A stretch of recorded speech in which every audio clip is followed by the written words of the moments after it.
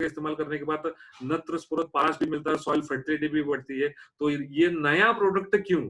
Soil health enhancement technology, ये ज़मीन का जो आरोग्य है ये सुधारने के लिए नया प्रोडक्ट क्यों? वो प्रोडक्ट अलग है, ये प्रोडक्ट अलग है। उसका जो बेनिफिट है, उसका जो आउटपुट है वो अलग है और इसका कार्य काम करने का तरीका ये अलग है। इसलिए हमने soil health enhancement technology product बनाया। मतलब ये खास करके आपकी जो ज़मीन है उसका आरोग्य जो रहता है वो सुधारने का काम करेगी। मतलब जैसे कि ह्यूमन बॉडी जो रहते हैं, अगर हमारी ह्यूमन बॉडी पूरी अच्छी तरह से रिजेनरेट हमें करनी है, तो हम थोड़ा योगा करते हैं, हम थोड़ा सात्विक फूड खाते हैं, उसके बाद हमारा बॉडी इंटरनल और बाहर से भी स्ट्रांग हो जाता है। थोड़ा हम एक्सरसाइज करते हैं। वैसे ही आपकी ज़मीन का, अगर आपकी ज़मीन का आरोग्य अगर आपको अच्छा करना है, तो ये product soil health enhancement technology आपको इस्तेमाल करना ही है, बराबर? तो इसमें क्या-क्या है? सबसे पहले इसमें अलग-अलग बेनिफिशियरी बैक्टीरियाज़ है। बेनिफिशियरी बैक्टीरिया होने के कारण आपके ज़मीन ज़मीन का आरोग्य अच्छे से सुधारने का काम करता है। उसके साथ-साथ कुछ हमने इसमें बायोस्टिमुलेंट्स भी ऐड किए।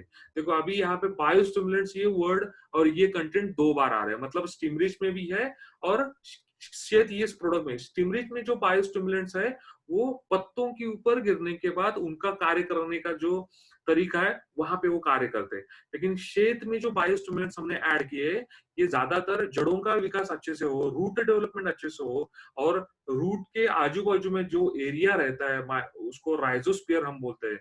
मतलब जिस जहां-जहां तक रूट फैले हुए हैं मिट्टी में, जमीन के अंदर, उधर का जो उसका जो एटमॉस्फेयर है वो अच्छा रखने के लिए जो बायोस्टिमुलेंट्स रहते हैं, वो बायोस्टिमुलेंट्स हमने इस क्षेत्र में ऐड किए हैं। इसमें कुछ न्यूट्रिएंट्स भी ऐड किए और बायोफिट क्षेत्र, ये बायोफिट के हर एक प्रोडक्ट के साथ कॉम्बिनेशन आप कर सकते हो और इस्तेमाल कर सकते हो। अब ये बायोफिट क्षेत्र का इस्तेमाल करने के बाद हमें फायदा क्या मिलेगा?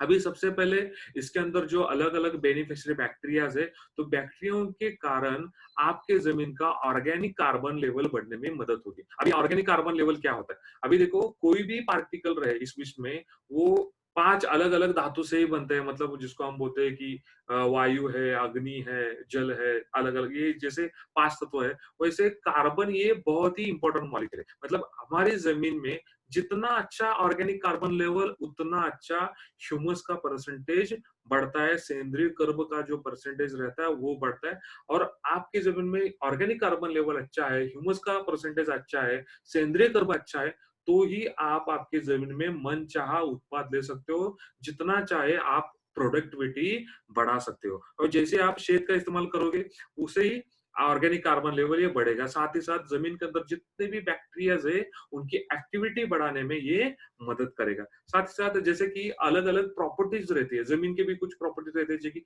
Physical property, chemical property and biological property. मतलब हम बोल सकते हैं कि जो जमीन का सॉइल टेक्सचर एंड स्ट्रक्चर है, मृदा की जो जड़न-घड़न बोलते हैं, बराबर? तो वो सुधारने का काम करेगा। केमिकल प्रॉपर्टी मतलब इलेक्ट्रिक कंडक्टिविटी जो रहती है, मतलब जमीन के अंदर भी छोटा-सा करंट रहता है। इलेक्ट्रिक कंडक्टिविटी अगर अच्छे है, तो ही आयंस जो रहते हैं, वो आयंस इधर से उधर जा सकते हैं। हमारे जो पौधे हैं, पौधे मूलियों के माध्यम से, रूट्स के माध्यम से उसका शोषण कर सकते हैं। तो केमिकल प्रॉपर्टी सुधारने का भी काम करेगा। साथ ही साथ जमीन का जो पीएच रहता है, बिगड़ा हुआ पीएच, तो वो कुछ हद तक सुधारने का काम ये अपना बायोफिट क्षेत्र के बैक्टीरियाज करेंगे। बायोलॉजिकल प्रॉपर्टी मतलब आपके अपनी जमीन के अंदर अलग-अलग माइक्रो ऑर्गेनिज्म रहते हैं। इस माइक्रो ऑर्गेनिज्म का संख्या जितनी हम बढ़ाएँ, उतना ज़्यादा प्रोडक्टिविटी बढ़ाने में मदद होती है। तो बैक्टीरियल काउंट बढ़ाने में, micro organism, micro flora and fauna बढ़ाने में ये हमें मदद करता है। जैसे ये फिजिकल, केमिकल, बायोलॉजिकल प्रॉपर्टी बढ़ेगी, आपके जमीन की प्रोडक्टिविटी बढ़ेगी, उसका आरोग्य सुधारने में सहायता होगी और यहाँ पे जमीन के अंदर जितने भी न्यूट्रिएंट्स है, मैक्रो रहे, माइक्रो रहे, मतलब अलग-अलग 16 न्यूट्रिएंट जो वनस्पति को लगते हैं, तो वो अवेलेबल करने का काम, वो मोबिलाइज करने का काम क्षेत्र के जो बैक्टीरियाज है, वो बैक्टीरियाज करते हैं। साथ ही साथ एक नेचुरल डिफेंस सिस्टम तैयार करने का काम भी क्षेत्र के जो बायोस्टिमुलेंट्स है, वो बायोस्टिमुलेंट्स करते हैं।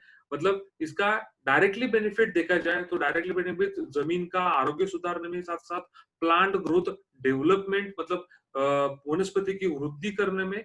और जमीन अच्छी है, वनस्पति की वृद्धि अच्छी से हो रही है, तो आपको यील्ड ये 101% अच्छा ही मिलेगा। अच्छे क्वालिटी का दर्जेदार क्रॉप आपको फसल आपको यहाँ पे मिल सकती है। अभी शेद का डोज कितना है? 1 से 2 एमएल पर लीटर, इस मात्रा में आप शेद का इस्तेमाल कर सकते हो। ये सॉइल एप्लीकेशन के लिए हमने प्रोडक्ट बनाया है। ये फॉलियर स्प्रे कर सकते हैं क्या? क्योंकि इसमें बैक्टीरियल कल्चर है, अलग-अलग बेनिफिशियरी बैक्टीरिया का 40% का कॉम्बिनेशन इसमें है, बराबर?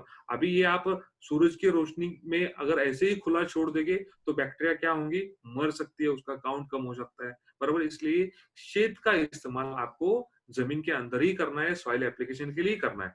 अभी ड्रिप इरिगेशन, ड्रेंचिंग या फ्लड इरिगेशन के माध्यम से आप इसका इस्तेमाल कर सकते हो। इसका डोज ये एनपीके जैसा ही डोज है, मतलब आप बायोफिट शेड और बायोफिट एनपीके ये एक साथ आपके फसल के लिए इस्तेमाल कर सकते हो। मतलब जिस टाइम पे आप आपके ड्रिप इरिगेशन माध्यम से या फ्लड इरिगेशन के माध्यम से बायोफिट एनपीके छोड़ रहे हो, उसी टाइम पे आप बायोफिट शेड भी मिक्स करके आप दे सकते हो। नेक्स्ट